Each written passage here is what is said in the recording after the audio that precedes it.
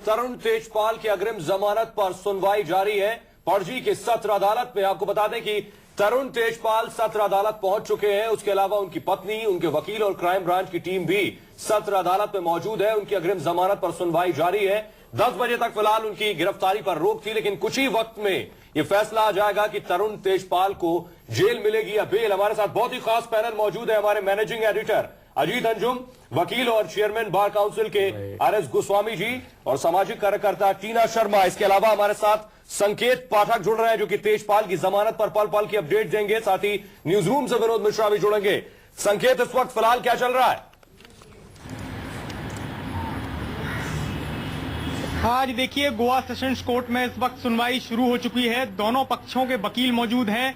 तरुण Tejpal court पहुंच गए हैं। तरुण तेजपाल का परिवार वहां पर मौजूद है और अब वहां पर दलीलें दी जाएंगी दोनों पक्षों के वकीलों को द्वारा। उसके बाद करीब 11:30 बजे के आसपास बताया जा रहा है कि कोर्ट अपना फैसला देगी। वहीं दूसरी तरफ हलचल भी बढ़ गई है। क्राइम ब्रांच की टीमें भी वहां पर मौजूद हैं और अगर फैसला तरुण तेजपाल के खिलाफ आता है, उनकी अग्रिम जमानत खारिज होती है, तो पुलिस उन्हें कोर्ट के बाहर से गिरफ्तार भी कर सकती है।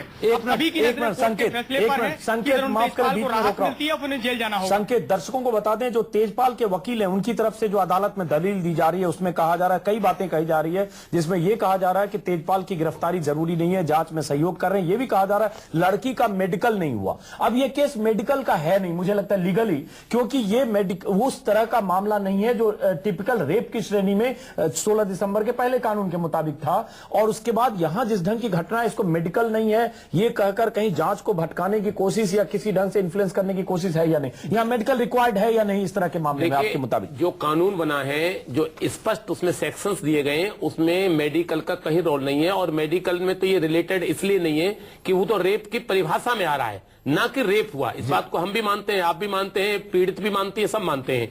इसमें ये नहीं कह रही कि मेरे साथ रेप हुआ है। रेप की परिभाषित है वो, जो अभी हमारे कानून बना है उसमें उस जो एक्ट किया गया है तेजपाल के द्वारा, वो रेप की परिभाषा के अंदर आता है, ना कि रेप हुआ। Rape is separate thing. Rape की परिभाषा, इस पर भी बड़ा डिस्कशन हुआ था कि हम इसको यौन उत्पीड़न वर्ड को क्या यूज करें हिंदी के अंदर, अंग्रेजी के अंदर।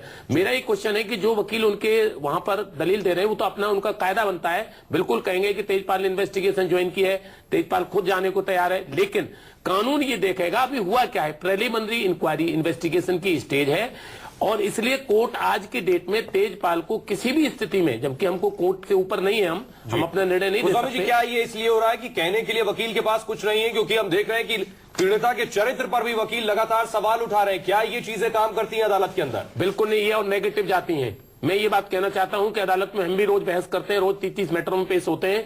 कभी हमको पीड़िता के लिए इस तरह के वर्ड यूज नहीं करने चाहिए। यदि इनको डिफेंस भी लेना था तो डिफेंस और तरीके का हो सकता है। सर गलती है जो, लेकिन वकील आमतौर पर ऐसा करते हैं। आसाराम के मामले में हमने देखा कि उनके वकील टीना कुछ कहना चाहिए। मैं कुछ लाइंस कोट करना चाहूंगी। लड़की की जो फर्स्ट मेल थी उस पर मुझे लगता है कि हमें थोड़ा यहाँ पर ये क्लियर करने की जरूरत है कि रेप के अंडर क्या क्या आता है। Penetration of sexual organ main का इंसर्ट नहीं भी होता है तो भी उसको रेप माना जाता है। और इसमें तो बहुत क्लियरली लड़की ने लिखा है, मैं थोड़ा इसे पढ़ना चाहूंगी।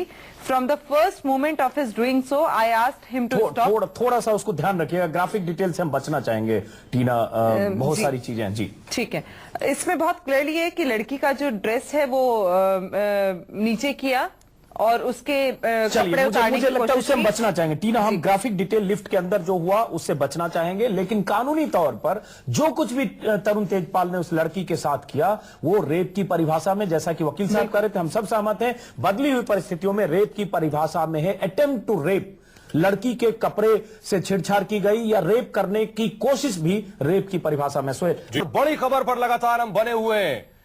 पूर्व संपादक तहलका के तरुण तेजपाल की अग्रिम जमानत पर सुनवाई पणजी की सत्र अदालत में जारी है और अब से कुछ ही पलों में फैसला आ सकता है। सत्र अदालत ये फैसला दे सकती है कि तरुण तेजपाल को वाकई जमानत मिलने वाली है या फिर क्राइम ब्रांच उनको गिरफ्तार करेगी। गोवा कोर्ट से थोड़ी देर में आ सकता है जमानत पर फैसला। तेजपाल के वकील ने जांच में सहयोग के नाम पर बेल मांगी है कि तरुण तेजपाल लगातार सहयोग कर रहे हैं जांच में। करीब 1 घंटे से सुनवाई चल रही है। गोवा कोर्ट से थोड़ी देर में फैसला आ सकता है जमानत पर। तेजपाल के वकील दलीलें दे रहे हैं, अलग अलग दलीलें पेश कर रहे हैं। उनमें से एक ये भी है कि तरुण तेजपाल सहयोग कर रहे हैं पूरी जांच में। हमारे साथ संकेत पाठक हमारे सहयोगी तेजपाल की जमानत पर पल की अपडेट दे रहे हैं। संकेत, फिलहाल सुनवाई चल रही है, कहा जा रहा था 1 घंटे में फैसला आ सकता है, कितना और वक्त? हाँ बिल्कुल सोहेल, हमारे पास जो जानकारी इस वक्त आ रही है उसके मुताबिक तरुण तेजपाल के वकील ने अपनी दलीलें खत्म कर ली हैं और अब पुलिस की तरफ से जो सरकारी वकील हैं वो अपनी दलील पेश कर रहे हैं। बताया जा रहा है कि 11:30 बजे के आसपास कोर्ट इस पर अपना फैसला दे सकता है। लेकिन जो तरुण तेजपाल के वकील हैं उन्होंने जो दलीलें दी हैं, कहीं ना कहीं उन्होंने ये जताने की कोशिश की है कि तरुण तेजपाल जांच में सहयोग कर रहे हैं, लड़की का मेडिकल टेस्ट नहीं किया गया है। इस तरीके की दलीलें तरुण तेजपाल के वकील की तरफ से दी गई हैं। अब जो सरकारी वकील हैं वो अपना पक्ष रख रहे हैं और उम्मीद की जा रही है कि 11:30 से 11:45 बजे के आसपास यहाँ पर फैसला आ जाएगा। जी संकेत, आपके पास आएंगे। हमारे साथ खास मेहमान भी मौजूद है, वकील गोस्वामी जी हैं। आर एस गोस्वामी जी, जो बात संकेत पाठक कह रहे हैं और अजीत जी ने भी जिस बात को उठाया, ये कहना कि मेडिकल टेस्ट की जरूरत है, ये महज एक दलील है जो सिर्फ शायद इसमें बीच में रोड़ा अटकाने के लिए है और उससे ज्यादा कुछ नहीं। देखिए, बिल्कुल ठीक बात है। डिफेंस काउंसिल का एक अपना अधिकार होता है, वो पूरी कोशिश करता है कि अपने मुलजिम को, जो कि एक्यूज्ड है, उसको बचाने के लिए जो डिफेंस वो उस समय उचित समझता है उसको लेने की कोशिश करता है। और जो कोर्ट में जो परिभाषित की गई है, जो आईपीसी की धाराएं, उनको हर व्यक्ति, हर डिफेंस काउंसिल कोशिश करता है कि ये धाराएं हमारे मुलजिम के ऊपर नहीं लगती, हमारे एप्लीकेंट के ऊपर नहीं लगती। एक वकील का अपना डिफेंस होता है। लेकिन साथ में मैं एक बात और थोड़ी सी इसमें जिक्र करना चाहूंगा कि वकील अपनी बात कहता है और उसके बाद प्रोसिक्यूशन अपनी बात कहता है। कोर्ट के पास फिर ये मुद्दा रह जाता है कि आज की इस गंभीरता में, क्योंकि जैसा अंजुमन जी कह रहे थे कि एक बड़ा आदमी जब किसी मैटर के अंदर आता है उसमें उससे भी एक नजीर पैदा होती है कि देखिए फलाना आदमी इतना बड़ा आदमी था, पत्रकारिता की खोज का सबसे इतना बड़ा। जी, क्या दलील में कहने के लिए डिफेंस के पास ज्यादा कुछ नहीं होता है? क्योंकि जिस बात का हम जिक्र कर रहे थे कि आसाराम के मामले में भी कि उनके वकील पीड़िता के चरित्र पर सवाल उठा रहे थे, ये तो यहाँ भी वही देखने को मिल रहा है। नहीं, ये केवल अब हुआ है, पहले बहुत होता था। पहले जो रेप के केसेस हमने भी बहुत किए हैं, डिफेंस काउंसिल सैकड़ों क्वेश्चन हम लड़कियों से करते थे। लेकिन आज जिस तरह से वो तो वकील साहब हैं, ये जानते होंगे, ये हर समय होता है। ये सदियों, जब से अदालतें नहीं सही जवाब दे रहे हैं, लेकिन जब से अदालतें हैं तब से ये होगा। जो बचाव का पक्ष का वकील होगा उस बलात्कार को कंसेंसुअल बनाने के लिए 100 सबूत जुटाने की कोशिश करेगा, चाहे किसी ढंग से लड़की को कटघरे में खड़ा करे। 50 फिल्में बन चुकी हैं और अदालतों में यही तो होता है। आप जब तक लड़की को कंसेंसुअल नहीं बताओगे कि लड़की कंसेंसुअल थी, सहमति से थी, मर्जी से थी, यही एक बचाव का सबसे बड़ा हथियार होता है रेप। लेकिन ये सिर्फ क्या दलीलों के लिहाज से कन्वर्ट करने का, देखिए नहीं, सबूत नहीं मिल सकता, इसमें हम पहले बात कर चुके हैं। इसका कोई मेडिकल एविडेंस जरूरी नहीं है। पहले के कानून में होता था कि रेप को रेप माना जाता था, जो प्रॉपर शारीरिक संबंध होते थे उनको रेप माना जाता था।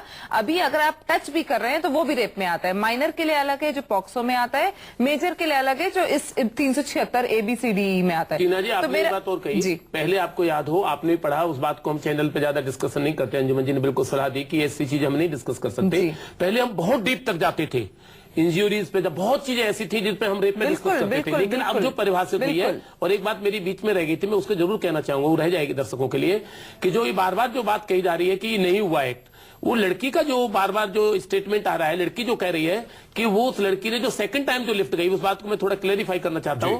वो ये महसूस करती है कि ये मेरे दोस्त के फादर हैं।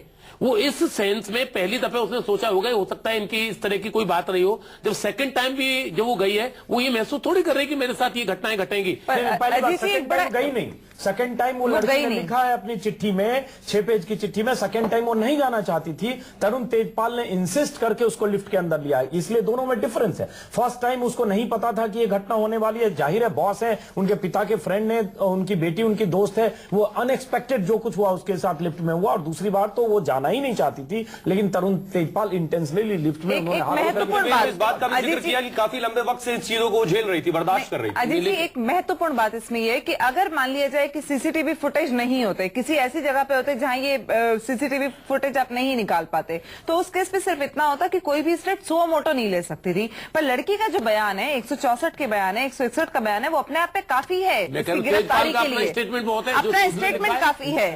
तो आप सबसे इंपॉर्टेंट ये है, टीना आप करें, जी। ये तस्वीरें हैं गोवा सेशन कोर्ट की, जहां फैसला आना है कुछ देर में।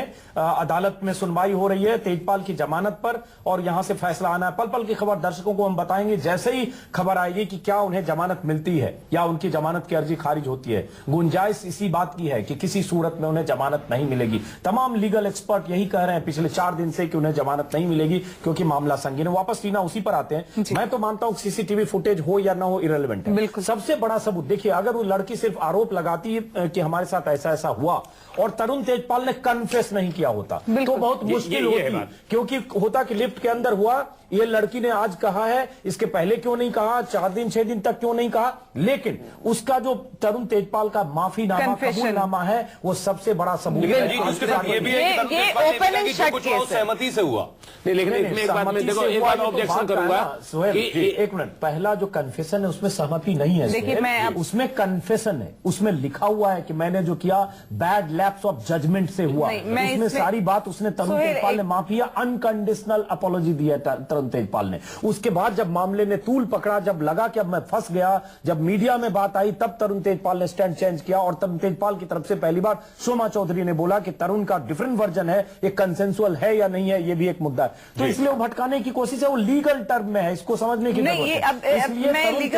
मैं इसमें लीगल थोड़ा लाना चाहूंगी। देखिए, इंडियन एविडेंस एक्ट किसी भी रेप का 376 के मामलों का अगर कोई एविडेंस है तो लड़की 164 के बयान देने के बाद अगर कोर्ट में वापसी करती है तो वो दबाव माना जाता है, बेंच उसको नहीं मानेगी। तो ये तरुण तेजपाल की जो मेल है, सुनिए अजीत जी, ये जो तरुण तेजपाल का जो बयान है वो काफी है इसको प्रूव करने के लिए। तो मुझे नहीं लगता कि इस पे आरोप प्रत्यारोप की कोई राजनीति चलने वाली है। इसमें एक खास बात और हुई, उस लड़की को झुकाने के लिए या मुकदमा वापस ले या लड़की लड़ाई लीगल बैटल में न जाए, इसके लिए तमाम कोशिशें हुई।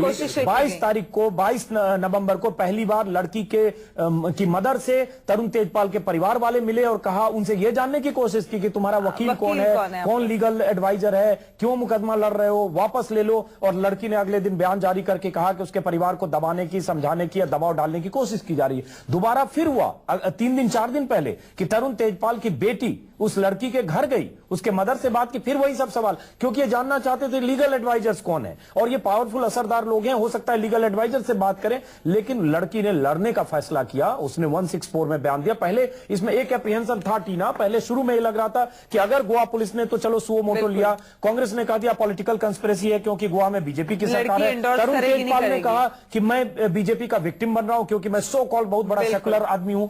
लेकिन टर्न वहीं से हुआ जब लड़की ने बयान देना कबूल किया, क्योंकि उसके पहले ये कहा जा रहा था कि अगर लड़की ने बयान नहीं दिया, लड़की ने अगर एफआईआर दर्ज कराने पर सहमति नहीं जताई, लड़की ने मना कर दिया, 164 ने नहीं दिया, तो फिर क्या होगा, खत्म हो जाता। लेकिन यहां लड़की खुद आ गई फ्रंट पर। उसने न सिर्फ मुंबई में गोवा पुलिस के सामने बल्कि गोवा जाके 164 में बयान दिया और उसके बाद लड़की लगातार अपने आरोपों पर कायम है। कल उसकी फिर चिट्ठी है जिसमें उसने कहा है जो मेरे साथ हुआ रेप है। और सबसे बड़ी बात, लड़की ने कल यह भी कहा है, पॉलिटिकल कंस्पिरेसी जो लोग कर रहे हैं, पॉलिटिकल स्टेटमेंट दे रहे हैं, उसकी भी निंदा की है। और साथ में यह भी कहा है लड़की ने कि उसका हिंदी में बता रहा हूं, जो उसने इंग्लिश में कहा, क्या मैं चुप रहकर खुद का सामना कर पाती, अपने आप से नजरें मिला पाती, क्या महिलाओं के खिलाफ हो रहे शोषण के खिलाफ आवाज में उठा पाती, ये सब उस लड़की ने कहा है।